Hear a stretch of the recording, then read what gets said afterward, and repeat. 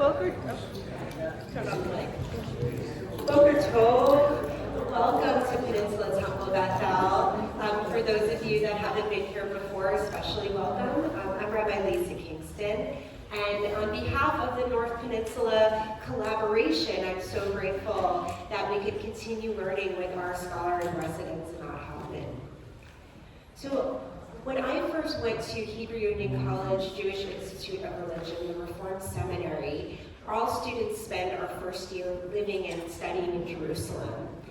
And when I arrived, eager and excited to be on my path to studying for the rabbinate, and I would share with Israelis, what am I doing here? What am I learning? And I would say, well, I'm here to become a rabbi. I'm here to start learning. They would look at me confused or maybe correct me. Lo, Rebbitzin, nachon? Rebbitzin, meaning the wife of a rabbi, that I was here, obviously studying, with my husband, who now can be considered a Rebbitz man. but really, it left a challenging taste of my relationship with Israel, because what was I doing in my Jewish state, in my Jewish homeland, when the country didn't necessarily see me as contributing to the mission and vision of Israel? And then our class was introduced to Anat Hoffman, and I learned and realized that loving Israel and engaging with Israel could be through the lens of social justice activism, working to make Israel the true homeland for all Jews, and figuring out how to put our stamp and our voice and our values onto the Judaism of Israel. So I am so grateful that she is here to teach us all those same lessons.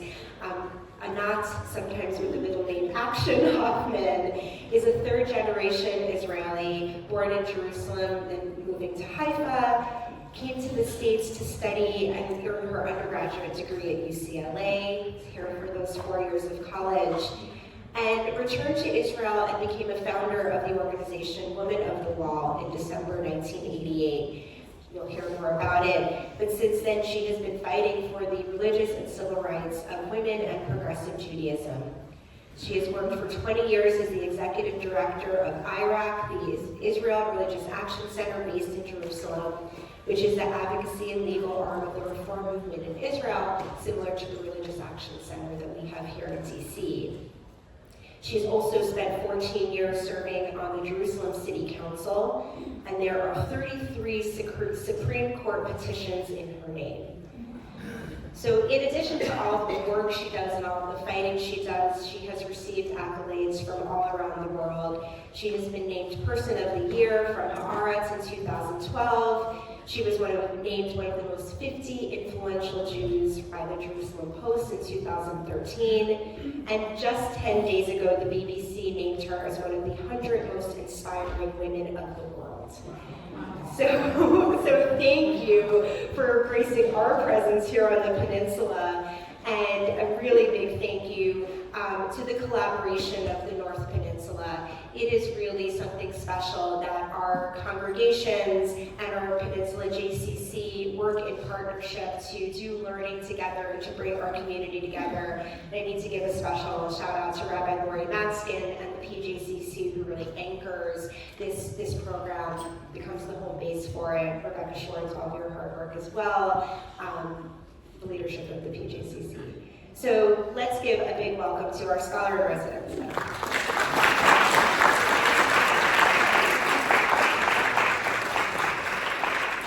I feel naked without the women of the world talit. This is a talit that, wait a minute, first, the Torah says, Hashmeini et kolech ki kolech arev molech naveh. Let me hear your voice because it's harmonious. Let me see you because you're beautiful. It's all in the female form. And on the four corners, there are the four mothers. With all due respect to the three fathers, four mothers make a perfect talit. So what don't we talk about when we discuss Israel's security?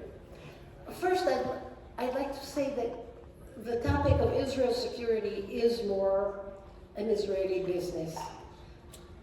I think everything in Israel is your business, but still there are priorities. I would say that the values of the Jewish state are much more your business. And no Israeli, no matter how many wars he's been to and how many generations he's been in Israel, can tell you that you don't have a place around the table when we discuss what are the Jewish values of the Jewish state. You have an opinion, and you must voice it, and don't be so modest or polite about not voicing it. So the two rifts that are tearing Israel apart are issues of religion and state. Actually, there's a mess here.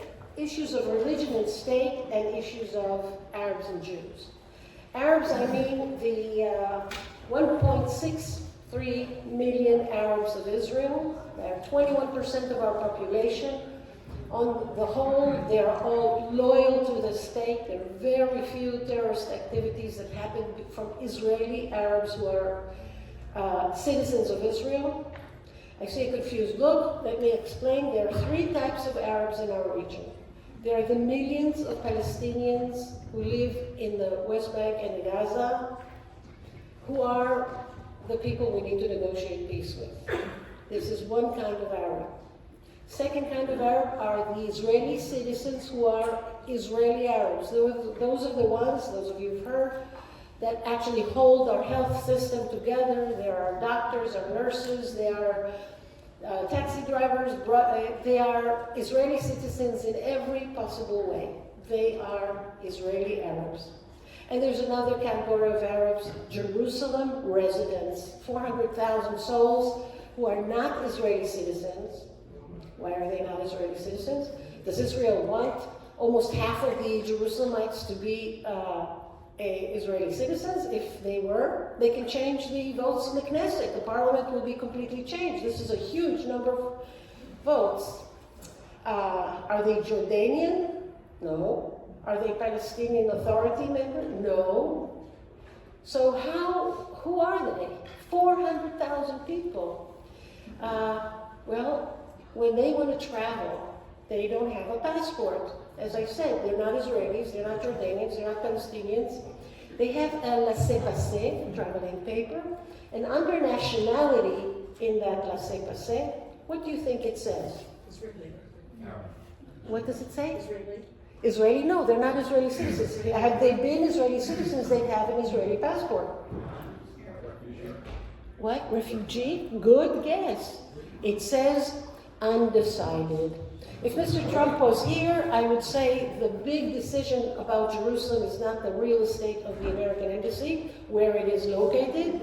The big decision about Jerusalem is 400,000 people who have an undecided national allocation, that don't have a passport, that are in limbo. What could be a solution? 2 capitals in 1 city. The capital of the Palestinian state, I believe in a 2-state solution. The Palestinian state will have its capital in Jerusalem, and the Jewish state will have its capital in Jerusalem. And we will be able to have 2 capitals in 1 city. And it is possible if you are embarked on peace and not embarked on other things. You know what the biggest industry of our region is? Tourism. Do you know what tourists don't like? They don't like us shooting. So if we want to economically bolster our region, we should play nice. And even though we have documents that show that everything is ours, we left home for 2,000 years. Here's a tip. If you live home for 2,000 years, somebody may move in. It happens. Don't leave home for that long. We did. We left. And when we came back, there are other people living in our land. And they have roots there. And anyone who denies the fact that they have roots is not looking at the land. They have roots. Many of them have deeper roots than we do, because we left home for 2,000 years. So we can fight over this land and kill each other for the next few decades, or we can decide to share. Every mother knows that. Why don't the two of you share? Share. We will have a little smaller capital than we would like, and they would have a little smaller. And we won't be able to say that all of Jerusalem is ours, and they won't be able to say that all of Jerusalem is theirs. But we would have tourists coming to see our holy shrines, and we will get money from that, and we will thrive and have a stronger economy. You understand that it makes sense, it's rational to look at these people and give them their rights. There's never been an Arab on the city council in Jerusalem, even though all these 400,000 people vote, we don't vote, have the right to vote, and they live in Jerusalem. But you know what happens to politicians when people don't vote for them? They don't do a lot for those people who don't vote. The 400,000 residents of Jerusalem don't vote in the elections, even though they have the right to vote. It's their tragic mistake. I have spoken many times to Palestinians saying that the argument, I won't vote for the Zionist municipality of Jerusalem because I have an affinity with my brothers and sisters in Gaza and the West Bank, is a terrible mistake. Because while they're not voting, the Jerusalem municipality is confiscating their land and not giving education to their children. In the Jewish sector of Jerusalem, about 5% of our boys and girls drop out of school between 6th and 12th grade. In the Arab sector, it's 50% among boys and 35% among girls. If I was Hamas, which I'm not, and I had to request something from the mayor of Jerusalem, I would say, give me a dropout rate of 50% among boys. Give me boys that have nothing to look forward to. They don't study soccer, they don't study English, they don't study math, they have nothing to look forward to. I will give them a cause. I will give them something to live for. It is, from a security point of view, crazy that we enable this dropout rate to happen. There are 1,000 classrooms missing in East Jerusalem. Who cares? I've been to Palestinian schools in the east, Arab schools in the east side of Jerusalem. It is very customary for 3 children to sit on 2 seats. And they argue who sits on the middle between the 2 seats. Not enough seats in a classroom. I saw classrooms with 40, 50 kids in a class. We don't care about their education. And we will reap the poison fruit of this in years to come. They don't study Hebrew. They can't converse with us. Why don't they study Hebrew? Because we don't teach them Hebrew. It should be mandatory. It should be mandatory for Jewish kids to learn Arabic. It should be mandatory for Arab kids to learn Hebrew. There's only one school that does it, initiated here by an American. It's called Hand in Hand. I once took our illustrious author Amos Oz to the Hand in Hand school. He had such a good time. In the intermission, is that what it's called? Recess. In the recess, boys and girls were standing next to the fence, competing who can spit the farthest outside the fence. He said, what about, they're not spitting at each other. Jewish boys and Jewish girls and Arab boys and Arab girls are spitting outside the fence and not at each other. When he got into class to teach literature, one of the girls, completely blonde, blue eyes, asked, which book did you write that made you most tired? That is not the correct thing. She meant to say marid, meaning you worked hardest on that. But she translated it wrong. She was an Arab girl and a teacher. In Hand in Hand, there are 2 teachers in every class. One is Jewish, one is an Arab. The teacher immediately corrected her and she said, which one did you work hardest on? And he said, no, I love that question. I got most tired writing, which one did he say? Oto Hayam. Oto Hayam. He wrote 34 books. Oto Hayam made him most tired. And after the visit to Hand in Hand, which I thought would be 20 minutes, it was 2 hours, he said, what a kick in the hand. What a wonderful thing that they can learn both languages, be enriched by the holiday. They barely study in the school because they observe the Jewish holidays, the Arab holidays, the Christian holidays. No, they do. But they're off on Independence Day because it's a day that for the Arab students is a challenge, and for the Jewish kids it's a celebration. But they find solution for all that.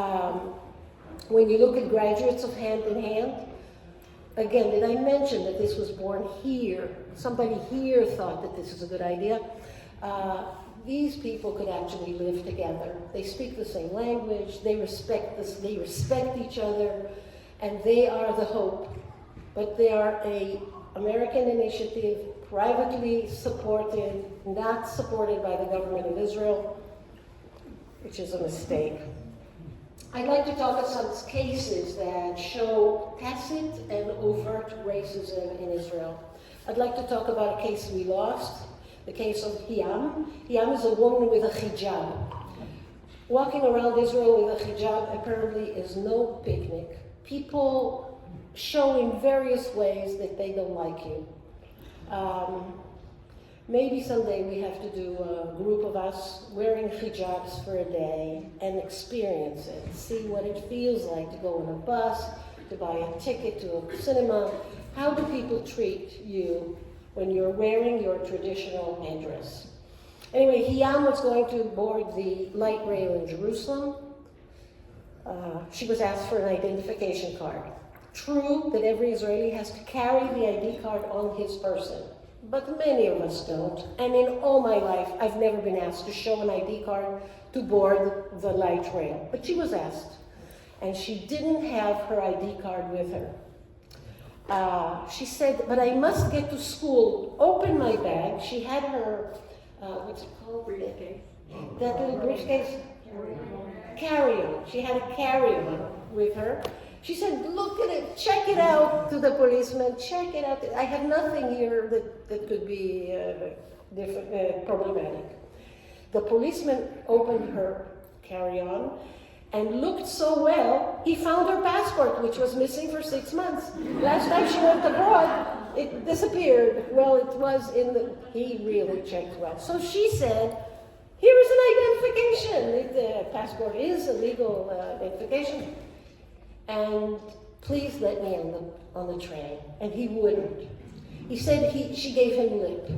Of course she did. She said, if my bag has nothing suspicious, if I don't carry anything on me, if I have a passport, let me go. She raised her voice. She wasn't allowed on the light rail. We went to court against the police, and we lost in the magistrate court. The judge agreed that a woman with a hijab has no right to raise her voice to a policeman. And that, we wanted to appeal, and she said, forget it. I'm not going to go through this again. But I noticed that, when I was just elected to the city council, I noticed that I wanted to equalize services between East Jerusalem and West Jerusalem. We are a municipality of both sides of the city, why not? The word services in Hebrew is a euphemism for the toilet.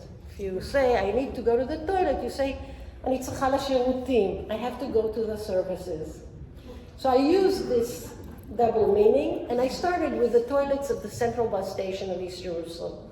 I went in and I wanted to see if there's toilet paper, mirrors, soap dispensers, and plastic seats on the toilet. Plastic seat, is that what it's called? And there wasn't. None of these things exist, and they do exist in the central bus station in West Jerusalem. I went to the municipality and I said in city council, why don't we have these basic services in East Jerusalem? And I thought they'd say, no money, no funding, no, we're going to do it next month. But no. The expert on Arab affairs, Moshe Bitton, who was then a chief city inspector, he explained that the Arabs, they don't need toilet paper like we do. No. And they break mirrors. This is a well-known fact. And that Arab mothers, they take all the toilet paper and they blow their children's noses, and it's wasteful. And they stuff, because of terrorist reason, they stuff the toilet paper into the toilet so it gets clogged. And when he was explaining that the Arab washes himself but doesn't use toilet paper, the only Arab in our city council chamber, the guy Arif, who serves us the coffee and tea during the meetings, he was laughing so hard that the tea and coffee was shaking on his tray. But this is how we were explained about the lives of our, did I mention 400,000 Jerusalem residents? So there is very blatant discrimination against Arabs in Israel. Is that surprising to anybody? And the only ray of hope I found is in the health system. If you go into an emergency room in Israel and you say, I don't want an Arab to touch me, you will immediately be shown the door. I have many examples of that. Arabs in the health system way overrepresented than in the population. They're 21% of the population, but they're 34% of all the nurses, and it's going up. If you look at nursing schools, it's going to be many more in the future. Half of all pharmacologists in Israel are Arab. 25% of the doctors are Arabs, and that's going to double in the next 10 years. So for sure, the health system can heal Israeli society if we only look and learn from them. I want to say a thing about our racist organizations in Israel. There's an organization called Lehava to keep the purity of Eretz HaKodesh, of our Holy Land. It is run by Benzi Gupstein, a man who ran for Knesset, and thankfully we were able to stop him from entering the Knesset because of his racist incitement. But he invents that Jewish girls are abducted into against their will, into Arab villages, and they are made pregnant very quickly, and they are abducted and held there on Lag BaOmer. It's a holiday you don't really, but there is a holiday, Lag BaOmer, and 500,000 Israelis go to a place called Har Meron, the Mount of Meron, to celebrate Lag BaOmer. I went there, and on the mount, there is every round hour, there is a play called Abdallah Blew Out the Shabbos Candles. And in that play, that is shown to, as I said, 500,000 people, she meets Abdallah, he lies, he gives her little trinkets, he says his name is Yossi, and she believes him, and before she knows it, she's in his village, and she has 3 children, and Benzi Gupstein goes into the village at the dead of night to save her because Abdallah blew out the Shabbos candles. I asked the Minister of Interior, I think 3 times in 3 separate ministers, how many Jewish women are held against their will in Arab villages? And the answer is 0. If the Israeli police knew of someone abducted to an Arab village, they would be there and take her out of there. There is no such thing. But does that remind you of something? I'm sure it's familiar to you. So he has those affidavits and a lot of, by the way, I came with 200 shekel bills. It's the highest bill we have. And I offered 1,000 shekel to support Benzi Gupstein if he only gives me a receipt. Now that's very alluring. I came with cash. I needed a receipt. I wanted to know how the money works. They wouldn't take my money. No receipts on Lag BaOmer. We're not giving receipts. God will give you a receipt. Bezrat Hashem, I'll give you a note.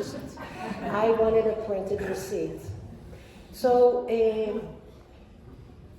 they're lying that there are Jewish women abducted.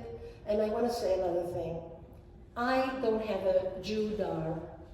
I walk into a supermarket with Rabbi Lori. I wouldn't be able to tell who is Jewish, who's not. Everyone looks Jewish to me because I come from a place where Jews come with so many varieties that you do have Jew-dars. You can tell. I don't. But I have a Palestinian dar. I can tell a Palestinian from the first utterance of the first word, how he pronounces or she pronounces Hebrew, because I live there, and that's what we are taught. So the story that he said his name is Yossi, and she believed him, if he spoke Hebrew and he said more than 3 words, she'd know he is an Arab.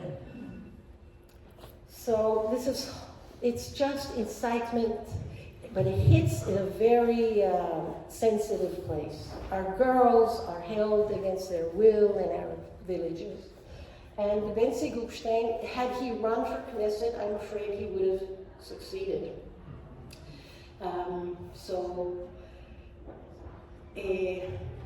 Behind Benzi Gupstein there are rabbis who believe that, I'll give you an example, Rabbi Shmuel Eliyahu. Rabbi Shmuel Eliyahu is the son of the previous chief rabbi of Israel, Rabbi Mordechai Eliyahu.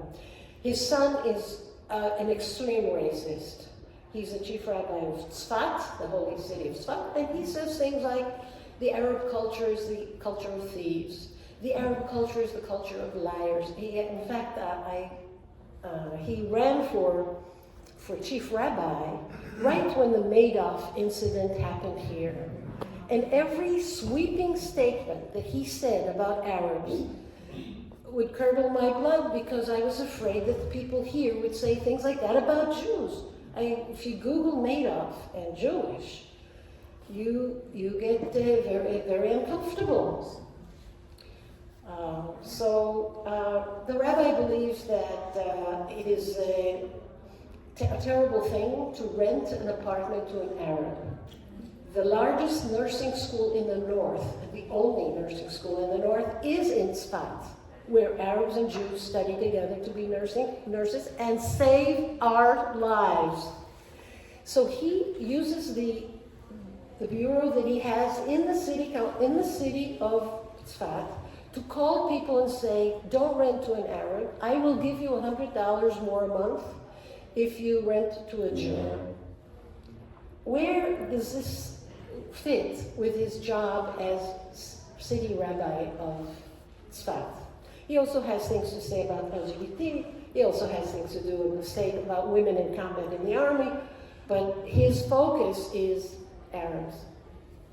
He wanted to become a chief rabbi of Jerusalem. It was quite clear that he's going to win because it's upgrade from Tzfat to Jerusalem. Jerusalem is the biggest city in Israel. And I sent his materials to the people who have to vote. I begged them not to vote for him, but he's the son of a chief rabbi. Maybe I should mention, our 2 chief rabbis today are the sons of the chief rabbis of 10 years ago. There are only 2 families that produce chief rabbis in Israel, the Yosef family and the Lau family, and that's it. Does that smell of nepotism all the way to San Francisco? So in the end, when I couldn't convince Israelis, I called Tulsa, Oklahoma, and spoke to Lynn Schusterman, who is a major donor to the Jerusalem Foundation. I told her, I'm sending you translated materials, just the rhetoric of what he says about minorities, just that. I'm not giving you any of my interpretation. And she picked up the phone to the mayor of Jerusalem, now our Minister of Economy, and she said to him, if you want money from Tulsa, you gotta stop this racist from becoming chief rabbi of Jerusalem, and he's still in Tzfat. But look, cooperation, a call to Tulsa made the difference. So the one rift is between us and our the Israeli citizens from the Arab persuasion. And the second rift is religion and state.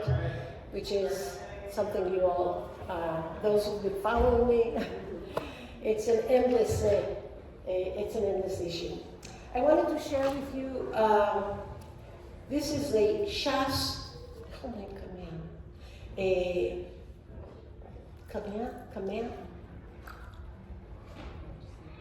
it's a thing that if you have it, you will not get sick with corona. It has the name of God on it. The Shas party gave it to people. What is it? Emblem? Amulet. That's the word. When you invite a Israeli, sometimes the words are missing. Amulet. This is a Shas amulet against corona, v'kol mar'in bishin, and all other terrible diseases. It has the name of God. Inside there's illegible Hebrew letters, and anyone who voted for Shas got that at the voting booth. If you want to look at it. So here's modern Israel, startup nation, technology, every phone here has an Israeli component in it, and yet 500,000 people believe that this would save them from corona. So there's an element, look, all religion has an element of irrationality in it. For crying out loud, I'm fighting for a wall. So yes, there is an element of it, but in some measure, this is over the top. When I was at the Kotel last month, I received this flyer, Da'at Torah. It is the opinion of Torah on the issue of the calf, shok.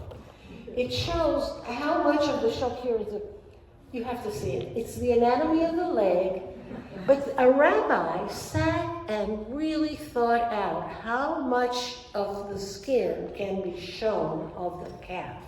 Did you know that the calf can drive men into an insanity, sexual frenzy? Just look at it. In the back, there are all the Talmud sources on the issue of the calf. Yes. So, I think because the ultra-Orthodox do not study core curriculum, don't study English, use only kosher phones. Kosher phones have very limited access and no access to the internet. And kosher computers, the result is becoming more and more extreme. They are unemployable adults. They can't do any work. I know that because the people who leave ultra-Orthodoxy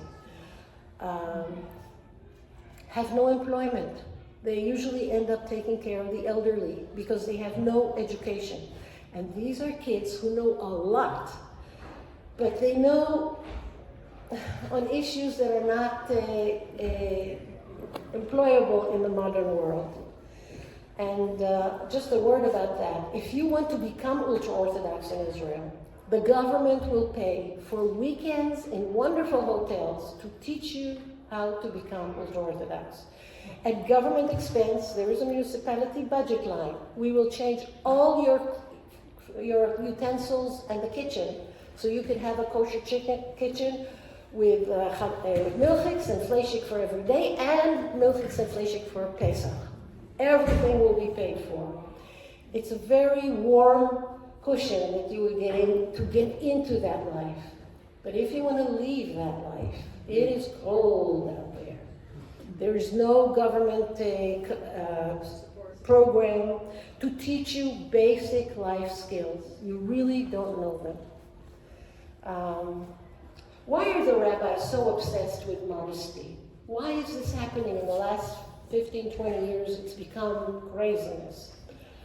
One theory is that the role of women in the ultra-Orthodox world is changing. How?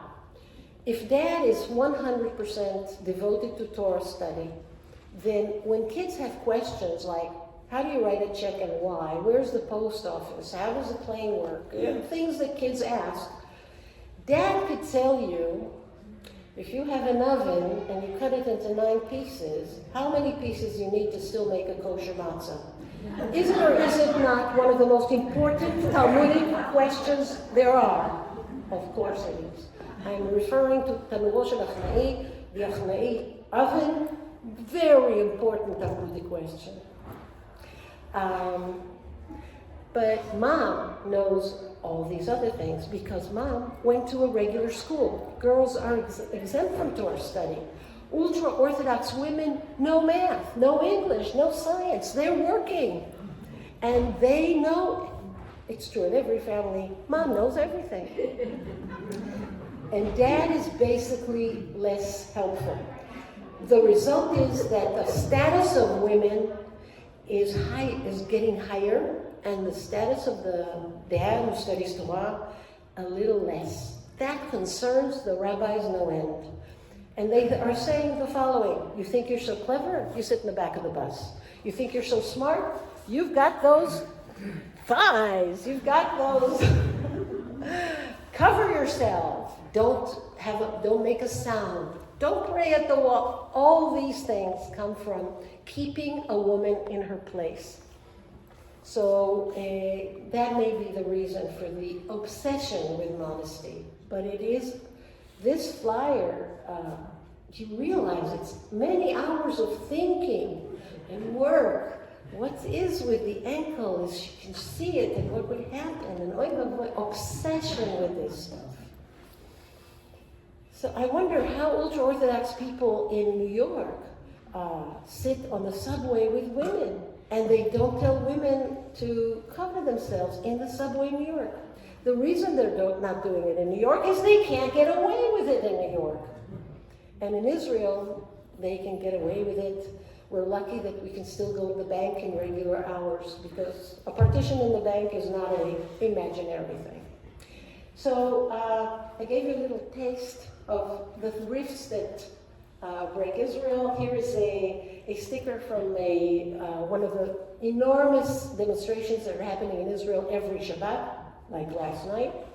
We are loyal to the Declaration of Independence. Israel's Declaration of Independence promises full and complete equality to all its inhabitants, and the people who are demonstrating are talking about full and complete equality to all Israelis, without difference of gender and race and religion and sexual preference. Something like your divine constitution, which our Declaration of Independence is not a constitution. There's also a cry for elections now. The feeling among millions of Israelis is that the 7th of October government has no mandate to deal with anything other than cleaning up the mess of the 7th of October, releasing the hostages and ending the war. That's the only thing they should be dealing with, not with judicial reform. They just don't have the mandate for that. Any comments or questions? I talked about two rifts, Arabs and Jews, religion and state. There's lots more, but maybe it's time to hear. Yes? So the racist values that you described, are those connected with who's in power with the government? I mean, you're going to change the government, change the sort of endemic racism? The question was, if the government changes, would these behaviors end? I'm saying something worse. I'm saying there are thousands of state-paid rabbis in Israel. I assessed that 1% of them, that's 99% are not racist, but 1% of them are state-paid rabbis and are prominent rabbis, and they are racist, and they claim that racism is Judaism, that we are superior, that a goy baby, if he dies, it's not like a human died, because we prevent him from growing up to be wicked like his parents. Or what is the difference between a donkey and an Arab? The donkey has 4 legs and an Arab has 2 legs. We need them to have 2 legs so they could clean and build for us. This is a rabbi in Jerusalem saying that in a demonstration of 500 people outside the hand-in-hand school. The hand-in-hand school that opened in Jerusalem. Remember the hand-in-hand school? Outside, he explained the difference between a donkey and a Jew and an Arab. Surprise, surprise. A year later, the first grade of the hand-in-hand school was burned to the ground. The first graders wrote notes for Hanukkah about the fire, about the things that got destroyed in the fire. And a very talented Israeli artist took these notes and made them into a Chanukiah, and Barack Obama lit that Chanukiah in the White House, the hand-in-hand Chanukiah of the kids, the first graders that lost their class. Is there a connection between the demonstration outside the school and the burning of the class a year later? Absolutely. But you're saying that there really isn't a connection about who's The rabbis stay in place regardless of the elections. It's those rabbis that have to be curtailed. So a rabbi in Israel cannot be fired unless he does statutory rape in front of all of you. They can get away with anything and that's not true for a president or a prime minister. All the other people can be charged. Rabbis go through disciplinary measures. I can count on one hand how many rabbis went through disciplinary measures in the last 10 years. And what does a disciplinary measure mean? You sit with other 3 rabbis at your rank. That is, if the rabbi of Tzfat has 3 other municipality rabbis, sit with him and they say to Shmuel, that's not good what you said. I want him fired. I want him to pay a price for that. Here, I'm disappointed with our court that are willing for the freedom of speech to allow rabbis to preach. I'm thinking of the story of Nurit Melamed. We represented folk dancing is a big thing in Israel. So Nurit Melamed is a folk dancing teacher. And she teaches in a JCC. A JCC, she teaches 7 courses for Orthodox women of folk dancing. And there's a woman that comes limping one week, black and blue the next week, and it looks from how she looks that she is suffering abuse. So Nurit handed her a note of Bat Melech. Bat Melech is the hotline for ultra-Orthodox women who suffer domestic violence. That's all she did. No talking, no conversation, just handed her that note. The woman in the dead of night took her 2 children and went to the local shelter. Not local. Jerusalem women are in a different city than Jerusalem. And that other city women are in Jerusalem. So they're not in the city where their husbands live. The husband thought, how does my wife, who doesn't have she has a kosher phone, so she doesn't have any internet connection, how does she know about Bat Melech? How did she get there? And he figured out she got it at the folk dancing. He went to the rabbi of the Kiryat Menachem, that's where the JCC is, and he said to the rabbi, this is what happened. A Jewish family fell apart as a result of this folk dancing. You have to make things right. The rabbi calls Nurit Melamed's home to talk to her husband and to tell him that this nonsense has to stop. But Ora answers the phone, since Nurit Melamed is lesbian and Ora is his wife, her wife. The rabbi plots. And the next week, 360 bulletin boards all over town, not just in Kiryat Menachem. Any man who respects himself shouldn't send his wife, his sister, his daughters, his mother to the folk dancing of Kiryat Menachem, because they do as the Egyptians do. I didn't know that, but the Egyptians are lesbians. So the JCC fired Nurit, the 7 courses were stopped, and we sued the rabbi. The magistrate court said that the rabbi is within his rights to warn his flock against doing as the Egyptians do. So we lost in the First Circuit. We went to district court appealing the first decision, and the next judge said, this is ridiculous. He has to now put 360 new bulletins that say they don't do as the Egyptians do in folk dancing, and it compensated her with 68,000 Nurit. By then, Nurit and Ora left Jerusalem, and in the last gay parade, she and she taught a folk dance, then led the parade of 250,000 in Tel Aviv, the biggest gay parade in Israel. Tel Aviv is one of the friendliest gay towns in Israel, but Tel Aviv is not the Israeli state, it's just the state of Tel Aviv. In other places in Israel there are problems. So this story shows that it's not easy for an Israeli judge to curtail the freedom of speech of a rabbi. And some of them say outrageous stuff, and it's time we curtail their ability to speak that way, especially when it's incitement against a group. B'kasha. Anat, first of all, thank you very much for coming here. It's the third. What? Could you hold us? Okay. Thank you very much for coming. This is the third talk that you're doing this weekend. We're really glad to have you. The question I have for you is, you've been doing this for 40 years or more, fighting against the establishment when it was not giving decent rights to women in the religious realm, to what's happening right now with this extremism and racism, etc. And it continues to get worse and worse and worse and worse.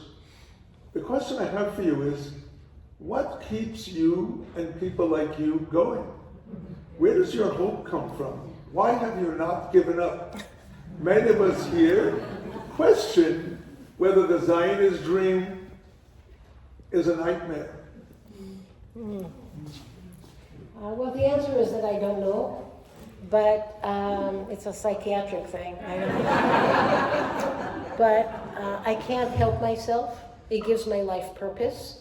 Maybe I'm not in the pursuit of happiness business, but in the pursuit of meaning business. It certainly gave meaning to my life, and there's quite a bit of happiness in having meaning in your life.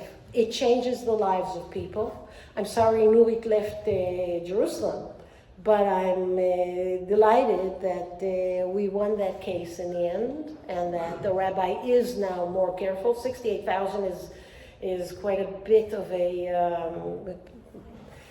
quite a bit of money to have to give a lesbian that because she does as the Egyptians do. That does change something. And I must say that I get a lot of energy from here. Coming here and hearing from people, you're reflecting what I believe in. You're helping me love Israel more. I know you're saying terrible stuff about what's happening there, but you're letting me in a little way change it for the better. That gives me energy. Do you want help? Yes.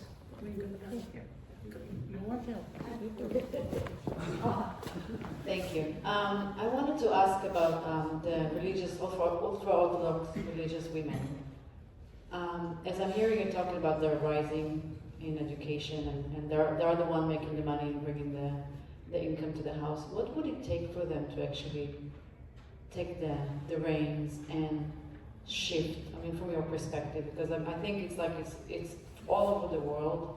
We see this fear in women to really step up and claim their dignity and their freedom.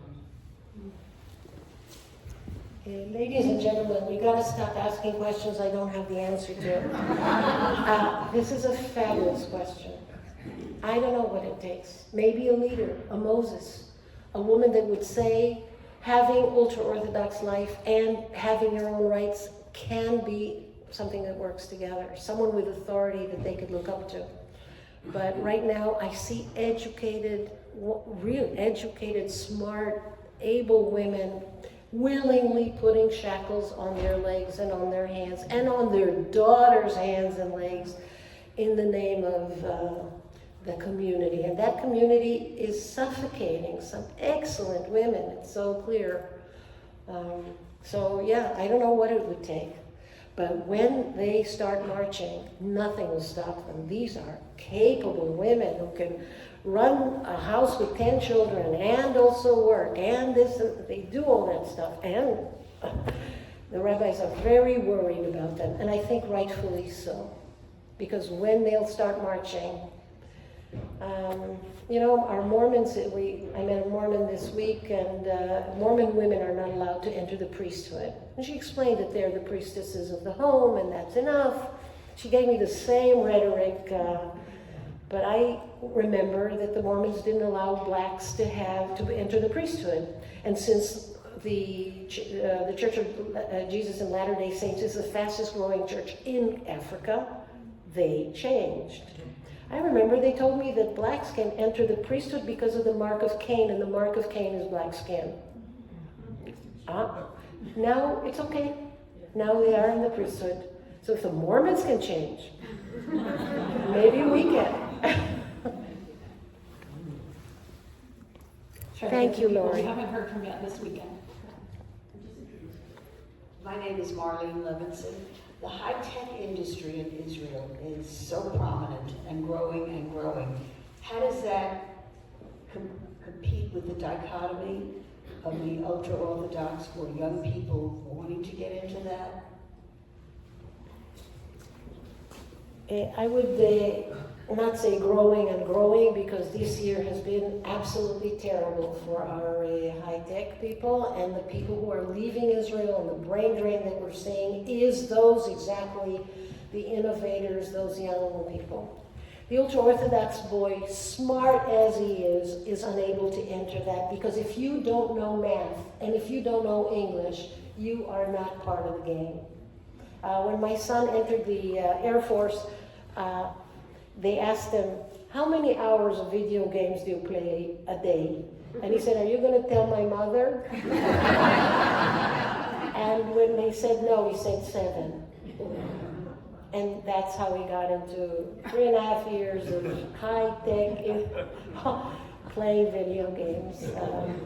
So yeah, an ultra-Orthodox boy who doesn't have a computer and has a kosher phone doesn't have a chance at this. So all he can be is a technician in the Shatnez laboratory, or a person who works in a mikveh, or a rabbi, or a teacher, or a kashrut inspector, or a shochet, or a mohel, and that's it. So that's why the kashrut industry, for example, is becoming crazy.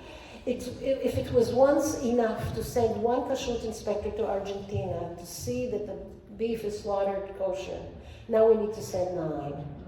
Because we have so many kashrut inspectors, we don't know what to do with them.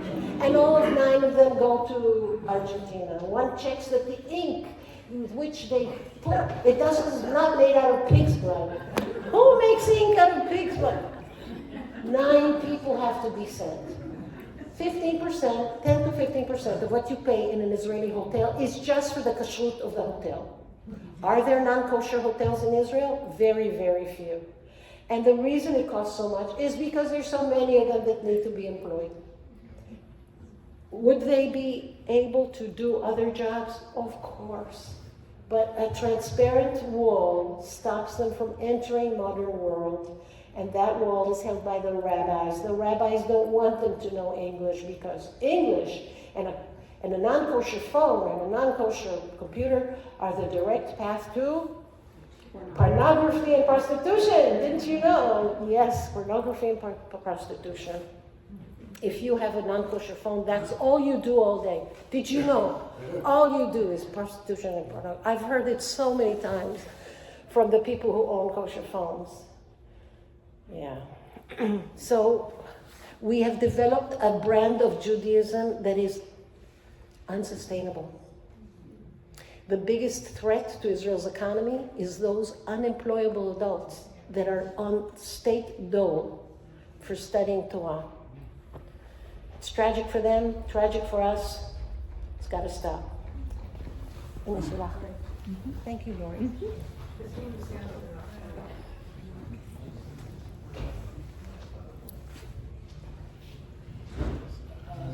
I have been following you all around, but I want to make a comment.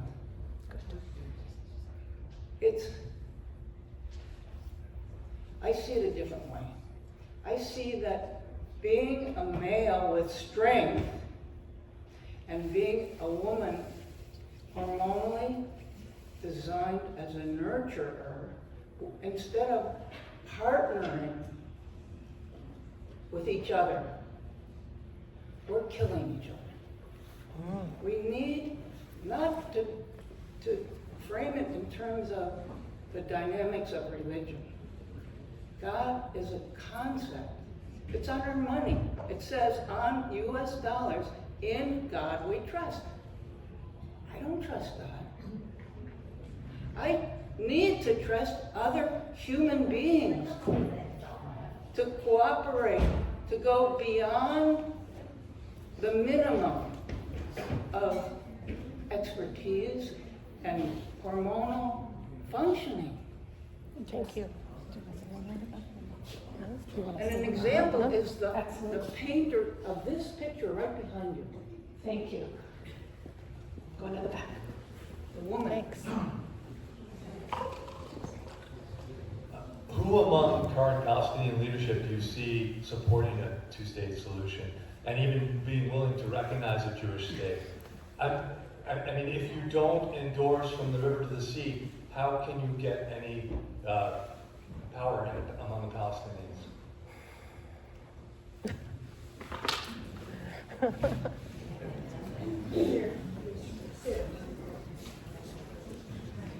Thank you for your question. And I want to say something about Rabbi Lori Mutskin. This is our last presentation together. This is a woman of all trades. I need food, I got food. I need someone to run around. Schlep, she schleps. Lori, thank you so much.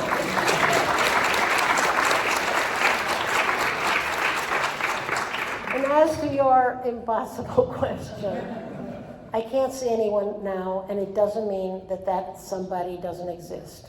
It means that there's so many clouds of smoke now that I just can't see it.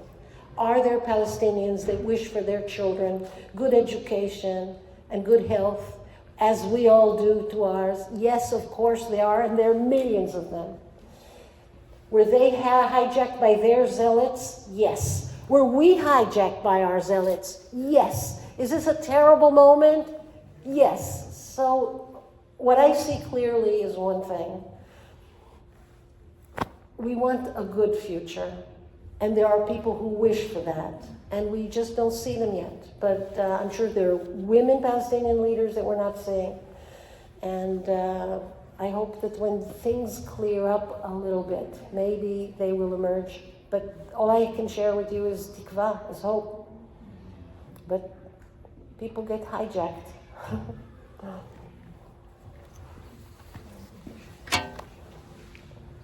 Just to follow up to that, do you think the Arab countries could be instrumental in forwarding this? And how? Thank you. Before, on the 6th of October, Israel was very, very close to normalizing relationship with Saudi, and after that with many other Arab countries. I want to remind you that half the Arabs in the world, half the Arabs are Egyptian. We have peace with Egypt. This was on the cusp of something wonderful. This is why the 7th of October happened. This would have changed the whole Middle East. And the zealots succeeded. They hijacked the people of Gaza. So many of the innocent people who were killed in Gaza what could they do? This was the regime. Some callous people say, oh, they voted for it. They voted in 2005. Half of Gazans are under 18. Half of the people didn't vote for them, didn't even live in 2005. So it's a tragedy, and so sad that why, if I had a ticket to go anywhere in the world, I'd go to South Africa. What's wonderful in South Africa is that there I see how religion was instrumental in doing something good for change. If you look at the Truth and Reconciliation Committees in South Africa, yes, both sides are Christian, the black side and the white side, but they were able to talk about 1 million people murdered and not send 1 million people into jail, but to speak the truth about the tragedy that befell them. And what was the underpinning of all that? Tremendous religious and political leadership of Desmond Tutu and Nelson Mandela. We are all blessed that we lived in the years that Mandela lived. What leadership from jail after 28 years of incarceration. He doesn't go home. He goes to the clerk's house and he says, how do we build a South Africa together? I'm not talking about South Africa now, but the idea that that he was able to show a future to South Africans, black and white, is so inspiring, using religious language, using our language. He quotes us without giving credit. He quotes us, we wrote this stuff. It's time we had a leadership like that. For those who maybe missed it, I'm a big fan of Nelson Mandela.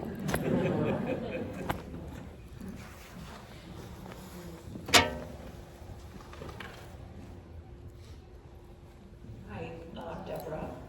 And I had a question going back to your description of the hospitals and the medical system, that they're shown the door if they don't want an error. So in that moment of human transaction, are you aware of male Orthodox people had a change of heart at that moment?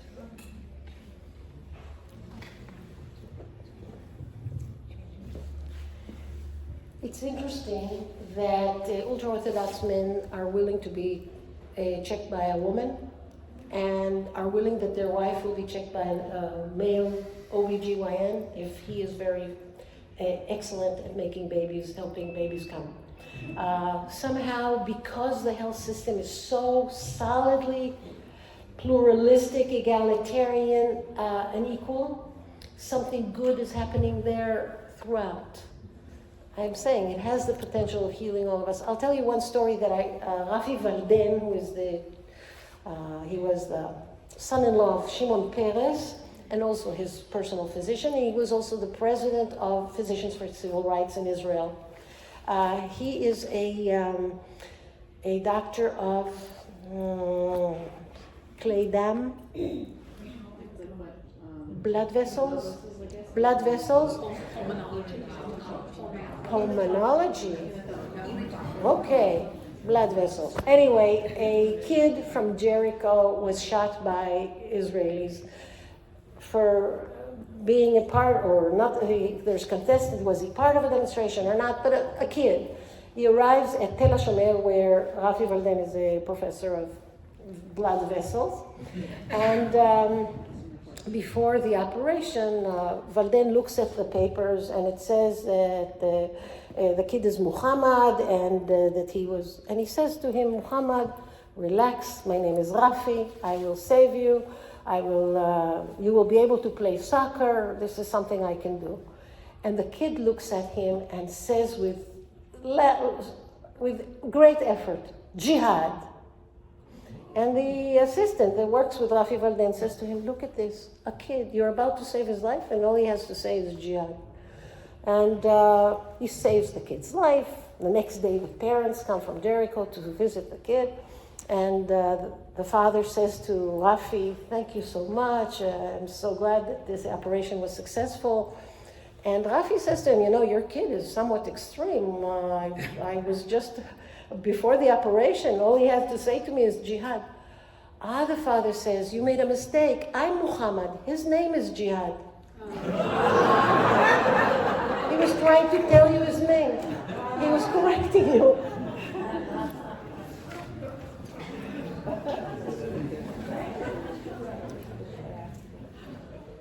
I want to make a comment about what you said about the medical community that happened to me. I was privileged to study at Ulpan Akiva before it closed. My study partner was a physician. I believe he was Palestinian, I'm not positive, but he was Arab. And he told me that he needed to learn Hebrew in order to properly treat all of the patients that were coming to Hadassah Hospital. And I was so impressed. And he also told me that Israel was paying for him to go to Ulpan Akiva so that it would not be a burden for him or his family to attend school.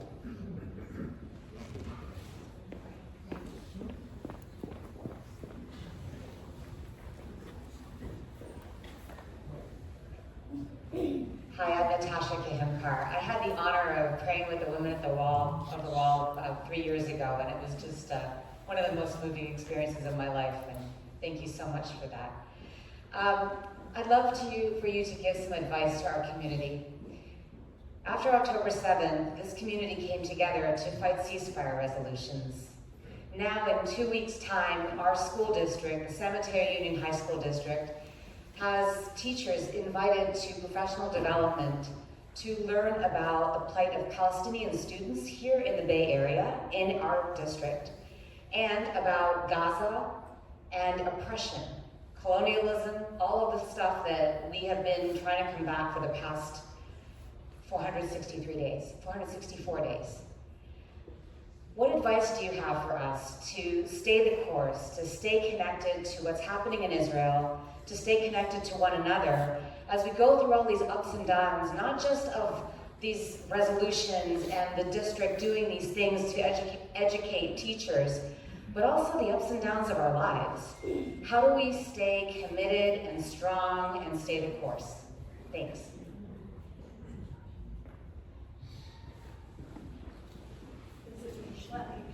Thank you, Doreen. This is a profound question. The easy way out is to say, I don't want to hear a bad word about Israel, because if I hear bad words about Israel, I will love Israel less. And if I love Israel less, then I will be less Jewish, and I will be less connected. So I'm not going to hear anything bad. This is a poor policy. Why? I believe that love is what remains after you know the truth.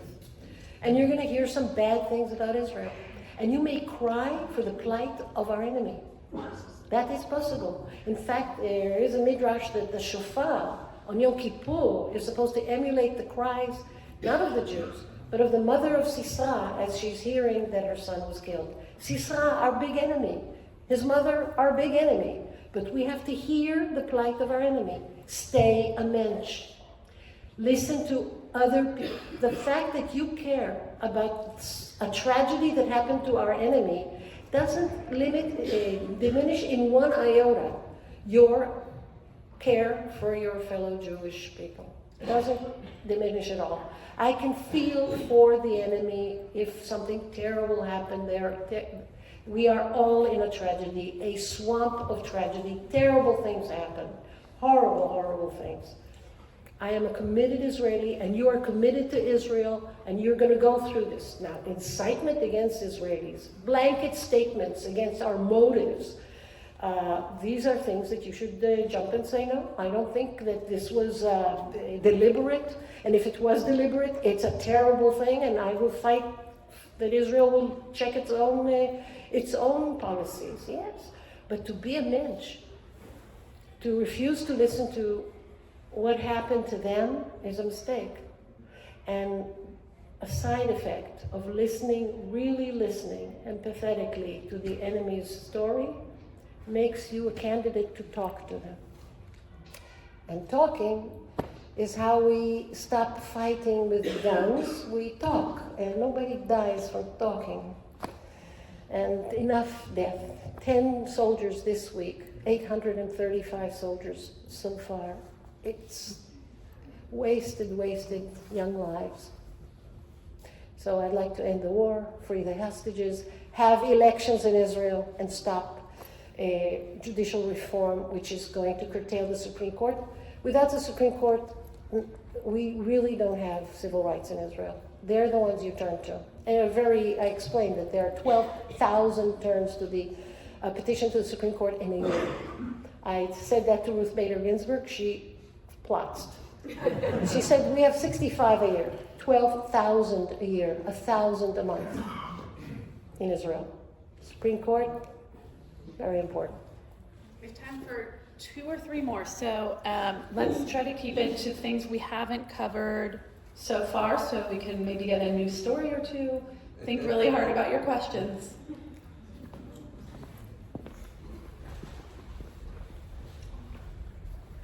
I have a question regarding looking the other way from Israel towards the diaspora, primarily North America. What is your sense of the sensitivity and awareness of the impact of everything that Israel does on the diaspora and North America? And is it widely disseminated? Is the information about what's happening in the diaspora, is that happening in Israel?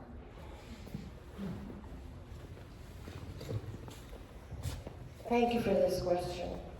I think Israelis treat you like idiots, like kids. I think we don't consider you at all when we think of what we're doing. When you look at Israeli media, we appear in every Jewish newspaper, the smallest rag in the tiniest town. Israel is there. You appear in Israeli media maybe once in 2 weeks, and many times in a sarcastic, humoristic way. Look at what these Jews are doing. They're marrying a cat and a dog. Crazy things. So it's time you took your rightful place.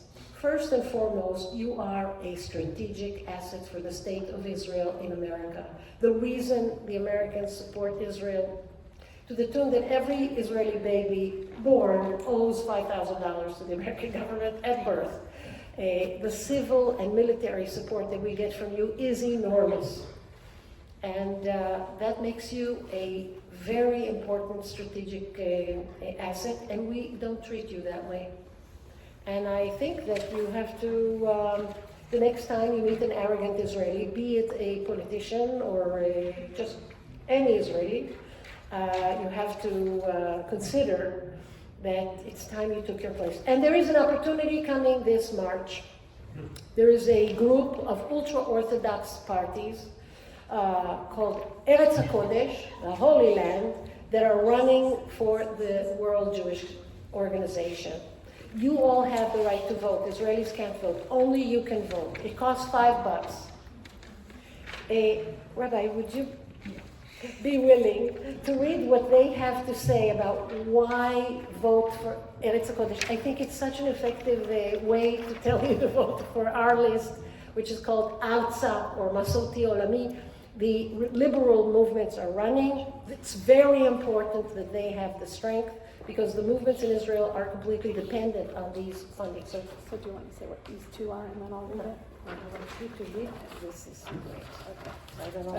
Okay, so this is the Eretz HaKodesh Coalition ad. The bottom in blue says the reforming conservative movements in Israel are bringing these challenges to the courts. These are just some examples. Sadly, there are many more. How many more cases do we need to see? Can we allow this to continue?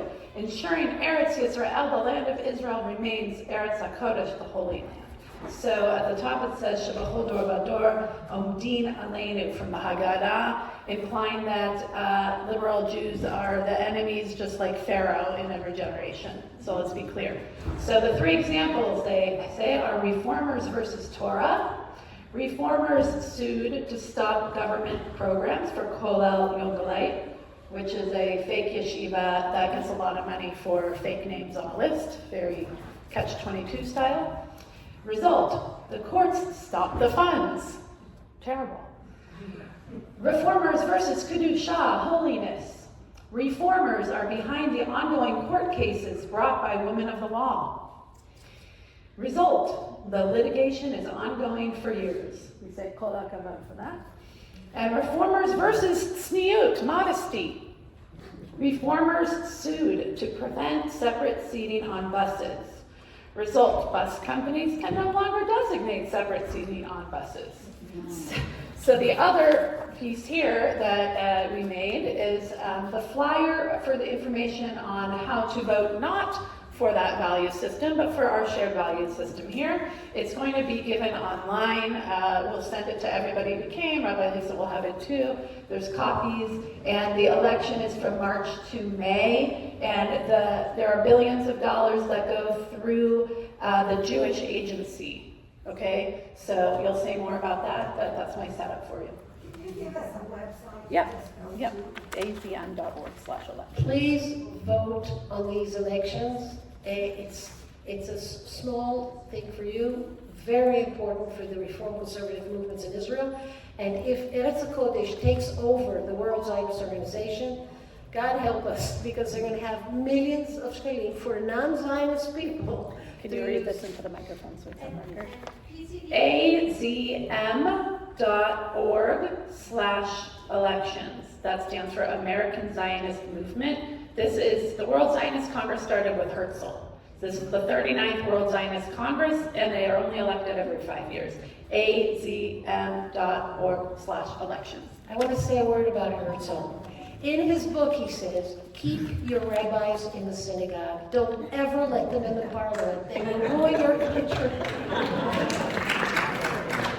Yeah. And I just want to say that PTVE, our Israel Engagement Committee chaired by Steve Sarver, is mobilizing our community to vote in those elections, and we will be sharing, especially as March comes closer, many ways to get involved and to help you vote.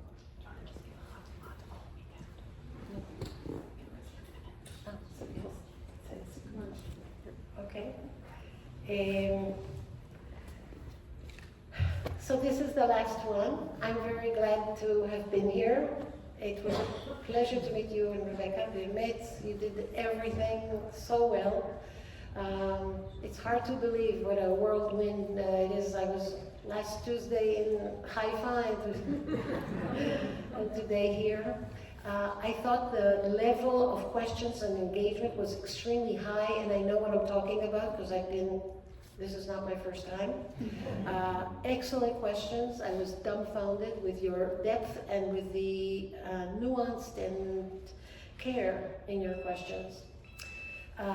Did you hear things that you didn't know that are unpleasant about Israel? Absolutely, that's my job. You want to hear wonderful things about Israel? Don't call me.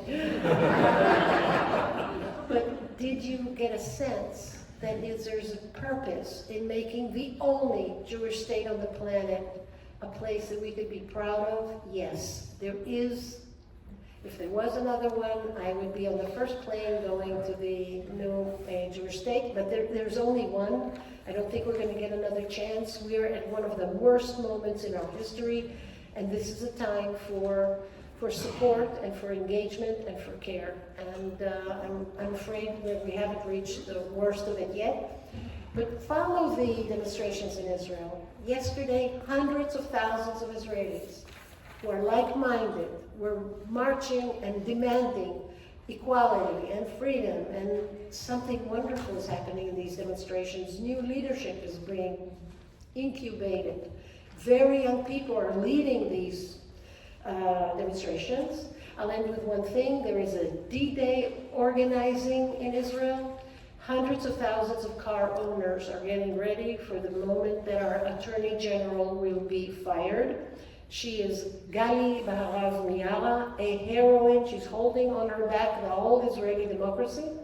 And if and when she is fired, we are all going to descend on Jerusalem and just thousands of cars stop everything that's happening until this government resigns and has new elections. I guarantee that many of the people that are now leading us are not going to be reelected. Thank you. Enjoy your weekend.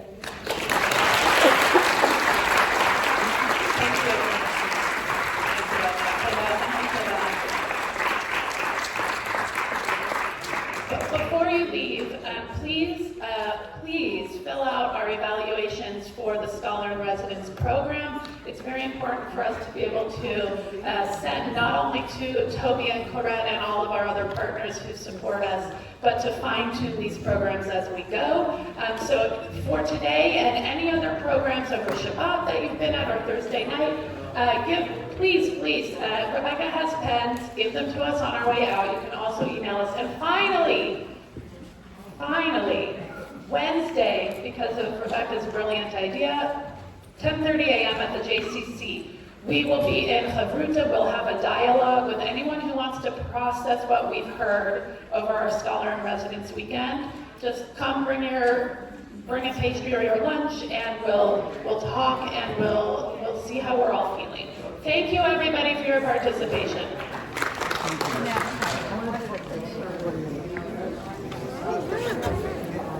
It's really good.